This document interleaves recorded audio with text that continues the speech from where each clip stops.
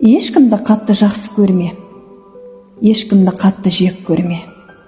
Адамдарды пайдалы мен пайдасы жоқ деп бөлме. Барлық адам сыналушы. Қанша ренжіп тұрсаң да, күлімдеуді көп көрме. Ешкімге де өкпелеме, өкпелетпе өзіңде. Өсектеме, сөкпе және салмақ болсын сөзіңде. Дәл осылай еттен қалқам, Құдай бақыт береді, тұрарлықтай төзуге. Ашуланып ұзақ жүрме, жылдам кешір, кектенбе.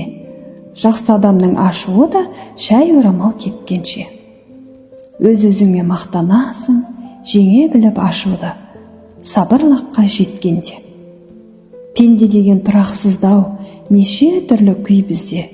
Көмек сұрап келген жанның басын төмен егізбе. Жасай біліп тек жақсылық, мейіріммен қарайла. Тіпті пайдаң болмаса да, зияныңды тигізбе.